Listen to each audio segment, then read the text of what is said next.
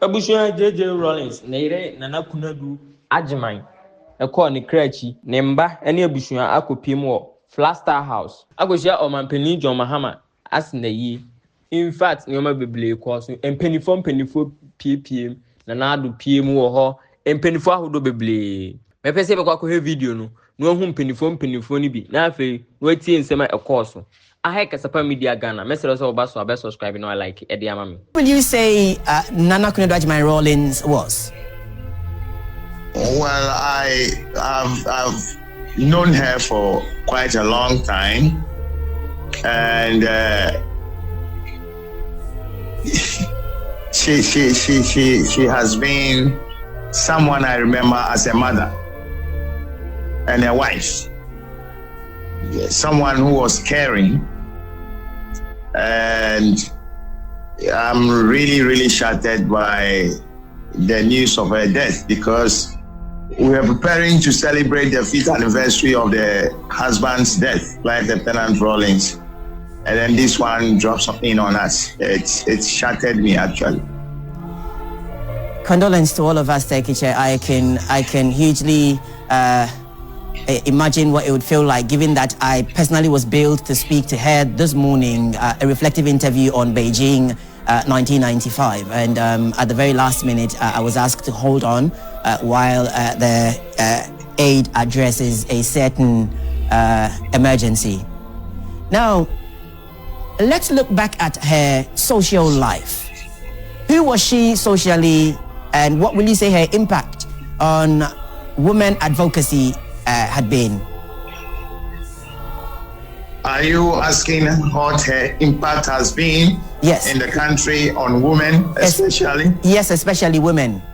That's right. You know, she was a very powerful advocate for the rights of women. You remember there was a conference in Beijing some years ago. The 4th World Conference on Women Empowerment in Beijing. Conference in Beijing. She was heavily involved. Apart from that, she was involved in a lot of, you remember the 31st December Women's Movement. Absolutely. It was a movement that championed the rights of women. And empowerment of women. And for that, she did a yeoman's job, and making sure that our women got what rights that they should have as human beings, as our mothers, our sisters, aunties, grandmoms, etc.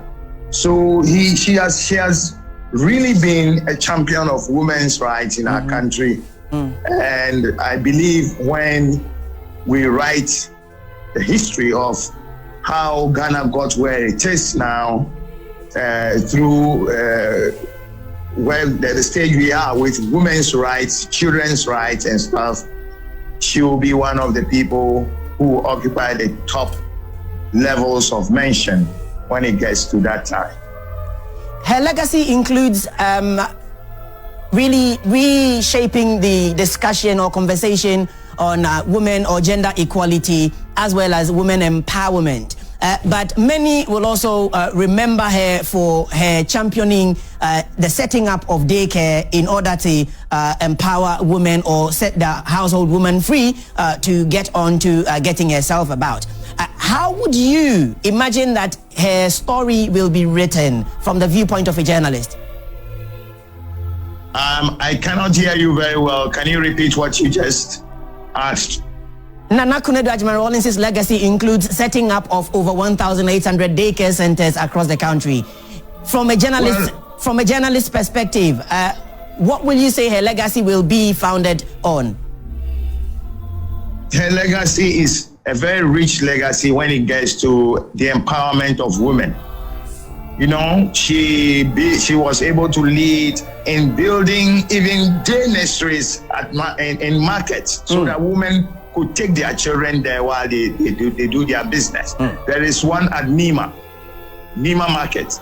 The 31st December Women's Movement school there was initiated by Nana Konadu Agyeman Rawlings, and other projects. She was the one who started encouraging more women to get into production, like Gary production, leather works, things that really empowered some women, and some of them, I am sure, are right now in businesses because of Nana Konadu Agyeman Rawlings. So her legacy is a very rich legacy when it comes to women's rights, women's empowerment, and all of that which concerns women. Right. Take it, thank you very much for your time. We'll have to leave it here while we get the news coming in. We'll come to you at some point in our subsequent bulletins as this story unfolds. Thank you very much. Take it, Chair. That just gone was a veteran journalist, Take it, Chair, who was with the GBC newsroom, and we're asking what Nana Konadu stood for and who she had been in public and also private life.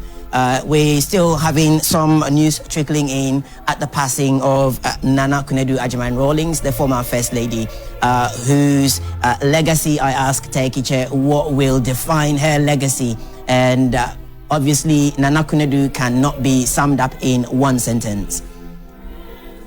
She burst onto the scene in the late 1970s. And through the revolution, she came to identify with women empowerment, so much so that her advocacy and leadership, as well as activism, influenced national policy, changed the conversation, and brought it onto the global stage. In 1995, 30 years ago, in Beijing, China, where the world convened to mark the 4th World Conference on Women, Nana Konadu Agyeman Rawlings was there, and her voice resonated right throughout the conference. This afternoon, we look back on who Nana Konadu Agyeman Rawlings has been. Let's go on the phone and speak to another veteran journalist and also a pollster, Ben Efson, who's joined us this afternoon. Good afternoon, Uncle Ben. Good afternoon. Good afternoon. Uncle Ben, condolences to all of us, first of all. Yes. Strong woman. Very strong woman. Uncle Ben. Yes. What will you say, or who will you say Nana Konadu Agyeman Rawlings has been insofar as Ghanaian social and political life is concerned? Oh, I think that Mrs. Rawlings was often, I think, underestimated for her role in the success of the 31st revolution. Mrs. Rawlings was able to commandeer women to make them feel that they are part of what was going on. So, and for that, and at the height of the revolution, she was very strong, very supportive of the husband, and in her own right, 31st December now may not be as strong as before, but during that time, working for the BBC at that time, BBC London did a lot of documentaries, and I can say that 31st December was like the female counterpart of the military, the soldiers and the cadets who were active. Their female, their wives, their aunties, their mothers, Mrs. Rawlings harnessed them to be able to deliver what her husband was trying to do in general. Uncle Ben, how will you describe Mrs. Rawlings' relationship with the media in Ghana?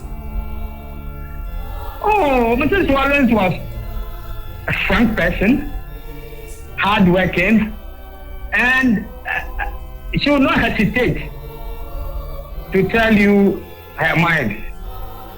I mean, that was one of the things that I liked about her. Mrs. Rawlings will tell you in your face what she wants. She will not wait or tell somebody. She liked the media, but if you cross the line, she will not hesitate to tell you that what you've done is not right, and then you move on. He didn't hold grudges. You know, at that time, at the peak of the revolution, working for the BBC, there were a few times that some of the stories were not palatable in terms of like abuse of human rights at the peak of the revolution. And anytime I had gone to interview her, she had a good memory. She said, look, Ben, you said this. I would try to explain the news angle. He would say, no. You are Ghanaian first. Now, how can I help you? Right. Abusha, and some of honey the best someone. High Casapa Media Ghana. Abusha, Ghana, my Rahui. I feel 2025 idiot. Ya heard at this year in pennyphone in titru for pa. Messer say, Chidian Pong, and former crans ye. No on boy I can home by, said the bay being in a chair. High Casapa Media Ghana, Mediana jobless, Macram.